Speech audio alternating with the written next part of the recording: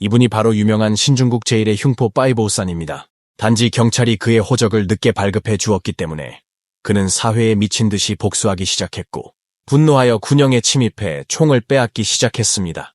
그리고 군인, 경찰, 민간인을 죽이고 무차별 사격을 가했습니다. 그에게 맞아 죽은 사람만 17명인데 다치고 중상을 입은 사람들은 말할 것도 없습니다. 당시 이 사건은 중국의 고위층을 모두 놀라게 했습니다. 영향이 너무 악랄해서 신중국 이래 가장 흉악하고 악랄한 강도라고 합니다.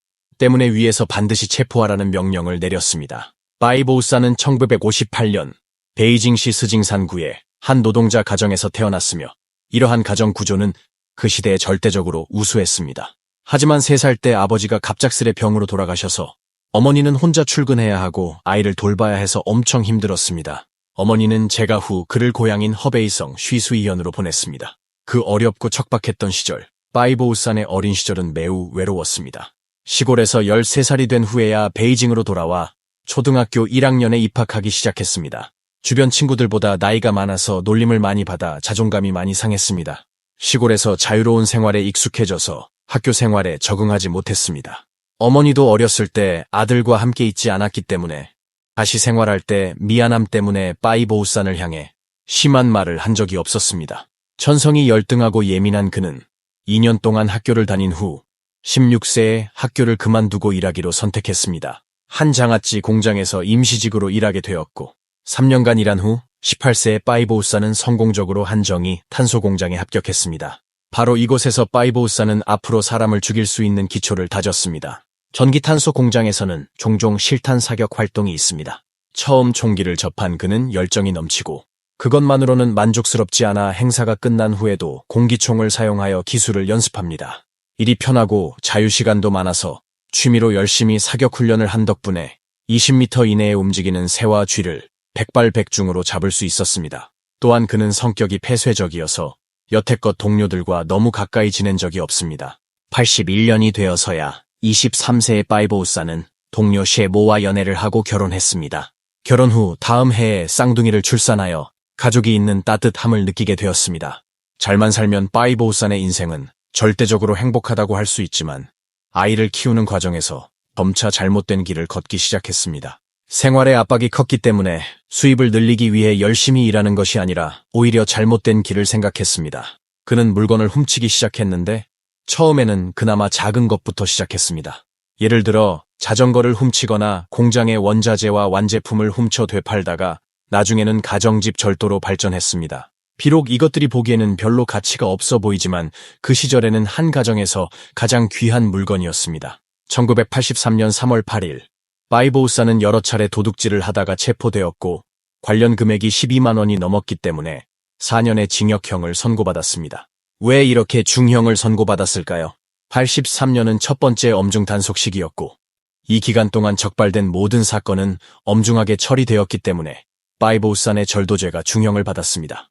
복역 중에 그는 교도소 친구들에게 자신의 또 다른 범죄를 자랑했고 결국 한 죄수가 자신이 공을 세워 빨리 출소하기 위해 파이보우산의 또 다른 죄를 적발했던 것입니다. 그는 아래와 같은 추가적인 죄를 지었습니다. 1982년 12월 17일 파이보우산은 몰래 집에 침입해 옥수수를 훔치다가 주인한테 잡혀 주인을 때려서 중상을 입혔습니다. 1983년 그는 친구들과 함께 공장 부품을 훔쳐 10만 원의 뇌물을 받았습니다. 출소하기도 전에 절도죄에 강도죄까지 더해져 10년의 시간이 더 늘어나 4년에서 14년으로 늘어났습니다. 이번 일로 원래 삐딱했던 그는 심리적으로 완전히 왜곡되었고 법이 불공평하다고 반항하며 사회에 보복하려고 했습니다. 얼마 지나지 않아 아내는 재혼했고 이러한 결과는 그로 하여금 사람들의 마음이 험악하다는 것을 알게 했습니다. 1991년 파이보우산은 베이징 호적이 말소되고 신장 서주 신간교도소로 배치되었습니다.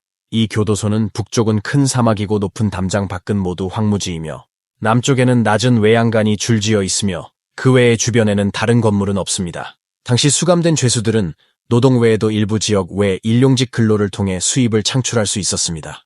예를 들어 감옥의 채소밭에서는 돼지 사육, 소 방목, 양 방목 등의 일이 있었습니다. 당시 이런 일을 하는 죄수들을 링싱판이라고 했는데 이들은 일반적으로 형기가 절반이 넘은 성과를 보인 범죄자 중에서 선택됩니다. 그들은 낮에는 밖에서 일할 뿐만 아니라 밤에는 교도소로 돌아가지 않고 외박을 할 수 있습니다. 당시 파이보우산도 조건에 부합하여 다른 사람의 소개로 집에 편지를 써서 어머니가 어떻게든 그에게 보증금으로 200만 원을 마련하도록 했습니다. 사실 당시 200만 원은 작은 집도 살 수 있는 큰 돈입니다. 보증금을 낸 후 파이보우산은 감옥 밖에서 일할 기회를 얻었습니다. 평소에 하는 일은 소를 키우고 방목하며 밤에는 외양간을 지키는 것인데 일이 자유롭고 일정한 급여도 줍니다. 당시 교도소의 링싱파는 단 3명이었고 다른 2명의 이름은 푸커쥔과 리바오위입니다. 3명 모두 베이징 사람이고 리바오위는 1961년생, 푸커쥔은 1963년생입니다. 두 사람 모두 파이보우산보다는 어리고 절도 및 강도 혐의로 수감되었습니다. 교도소 근무 제도의 제한을 받지 않고 밤에는 외부 농장에 머물며 감옥에 돌아가지 않아도 됩니다. 외출이 자유롭고 당일에 돌아올 수 있으면 될 뿐만 아니라 때로는 하룻밤을 넘겨 돌아오기도 하지만 교도관들에게 들키지 않는 한 처벌도 받지 않습니다. 그래서 그들은 종종 스허츠 시내에 가서 시간을 보내기도 합니다.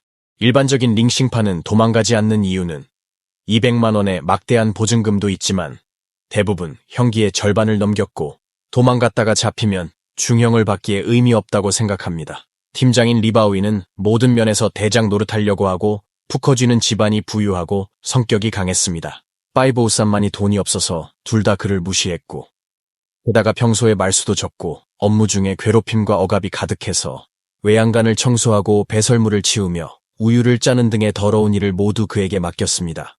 파이보우산은 매우 불쾌했고 조금만 저항해도 두 사람은 함께 주먹과 발길질을 했습니다. 파이보우산의 키는 180에 몸도 좋고 건장했습니다. 하지만 이러한 불공정한 대우에 대해 대부분 침묵을 선택했기에 두 사람이 더 함부로 대했던 것입니다. 하지만 그는 이 모든 걸 마음에 새겼습니다. 옥중에는 파이보우산과 친한 2명의 동료가 있는데 한 명은 우즈민기고 다른 한 명은 리칭량입니다. 그들이 보기에 파이보우산은 내성적이고 말을 잘 하지 못한다고 했습니다. 리칭량은 총기 고수로 파이보우산은 같은 취미를 가지고 있어 자주 그한테서 총기 지식을 배웠습니다. 한 번은 파이보우산이 우즈밍에게 출소하면 사람을 죽일 것이라고 말을 했답니다. 1992년 어느 날 파이보우산은 갑자기 10살인 딸로부터 편지를 받았습니다. 딸은 편지에서 의붓 아버지가 그들에게 잘해주지 않고 엄마를 자주 때린다고 말했습니다. 다른 집 아이들은 학교에 갈 때 용돈이 있는데 자신들은 없고 밖에서 항상 다른 사람에게 괴롭힘을 당하고 있다는 내용의 편지였습니다. 파이보우산은 편지를 읽은 후 울부짖으며 리칭량을 찾아가 하소연했고 리칭량은 그에게 개조해서 일찍 나가라고 권했습니다. 파이보우산은 맹세하기를 나간 후에 반드시 6억 원을 얻어서 두 아이에게 각각 집을 한 채씩 사주며 그들이 좋은 삶을 살 수 있게 하겠다고 말했습니다. 정당한 영업으로 돈을 벌고 싶었지만 시간이 너무 오래 걸리기에 이때부터 그의 마음속에는 이미 이후에 사악한 계획의 초기 형태가 생긴 것 같습니다. 그는 많은 지역 목동들이 손에 총알을 가지고 있다는 소식을 듣고 계속 기회가 찾았습니다. 어느 날 파이보우산이 농장에서 소를 방목하던 중 갑자기 모래폭풍이 불어 한 무리의 양이 농장에 잘못 들어왔습니다. 파이보우산은 발견한 후 즉시 양떼를 구금했습니다. 현지 목동들이 찾아와 요구하자 양이 그들의 채소밭을 해쳤다며 목동들에게 보상을 요구했습니다. 목동들은 자신이 돈이 없다고 말하자 파이보우산은 돈이 없으면 물건을 가져와 교환하라고 합니다. 결국 협상을 거쳐 목동들은 총알로 양을 되찾았고 파이보우산은 총 95발의 소총과 권총 탄화를 가졌습니다. 들킬까봐 잘 싸서 외양간 지붕에 숨겨놨습니다. 그 이후로 파이보우산의 성격은 변하기 시작했고 불공평한 일을 더 이상 참지 않았습니다. 리바오위와 푸커쥔의 괴롭힘에 대해서도 반격을 시작했습니다. 예를 들어 한 번은 푸커쥔의 도발에 직면했을 때 파이보우산이 갑자기 큰 돌을 들어 푸커쥔의 머리를 악랄하게 뒤에서 내리쳐서 갑자기 피가 줄줄 흘렀습니다. 나중에 이 일로 인해 파이보우산은 10만 원을 배상했고 두 사람은 교도소 측에 알리지 않았습니다. 1993년 9월 3명의 링싱판이 함께 소를 방목하면서 리바오위와 파이보우산은 다시 갈등을 겪었습니다. 리바오위는 바로 주먹을 날렸지만 파이보우산은 감히 방역하지 못했습니다. 리바오위의 끊임없이 내뿜는 쓰레기 같은 말에 파이보우산은 언젠간 기다려라고 말했습니다. 중국에서 언젠가 기다려봐 라고 하는 것은 복수 혹은 그에 대한 대가를 치르게 한다는 것입니다. 필경 그는 오랫동안 매맞으면서 참아왔기 때문에 이 말을 다른 두 사람은 전혀 마음에 두지 않았고 여전히 큰 문제가 없다고 느꼈습니다. 하지만 파이보우산은 두 사람을 제거할 계획 중이고 깔끔하게 완전히 없애야 하기에 시기를 기다릴 뿐입니다. 어느 날 푸커쥐는 말을 타고 농장을 떠나 놀러 나갔고 파이보우산과 리바오이 두 사람만 남았습니다. 파이보우산은 자발적으로 리바오이에게 찾아와 4만 원이 외양간 벽 틈에 들어가 있다고 말했습니다. 본인은 꺼낼 수 없으니 너가 빼주면 술을 사주겠다고 했습니다. 리바오이는 욕설을 퍼붓고 나서 벽 구석에 웅크리고 앉아 돈을 빼기 시작했습니다. 이때 파이보우산은 소매에서 망치를 꺼내어 그의 뒷머리에 힘을 주어 내리쳤습니다. 쿵 하고 리바오이는 그 자리에서 쓰러졌습니다. 파이보우산은 즉시 몇 번의 망치를 보완하여 상대방이 사망했음을 확인하고 전에 외양간 옆에 파놓은 구덩이에 묻은 후 바닥을 정리하고 위장했습니다. 모든 것은 계획에 따라 진행되었고 그의 첫 살인을 완성했습니다. 일이 끝난 후 그는 매우 침착하고 정상적으로 일하며 잠을 잤습니다. 그날 오후에 푸커준이 돌아온 후 리바오이의 행방을 신경 쓰지 않았습니다. 이틀 후 파이보우산이 교도소 지도부를 찾아가 리바오이가 이틀 동안 돌아오지 않았다고 보고했습니다. 교도소 측은 즉시 사람을 보내 조사한 결과 매우 이상하다는 것을 발견했습니다. 리바오이는 형기가 1년 남았는데 갑자기 실종될 이유가 없었습니다. 일주일이 지나도 여전히 소식이 없고 현장에서도 이상한 점이 발견되지 않았습니다. 푸커진과 파이보우산도 무슨 일인지 정확히 알지 못한다고 했고 리바오이가 이미 탈옥한 것으로 추측할 수밖에 없었습니다. 이로써 링싱파는 파이보우산과 푸커진 둘만 남게 되었습니다. 시청해 주셔서 감사합니다. 구독과 좋아요는 사랑입니다.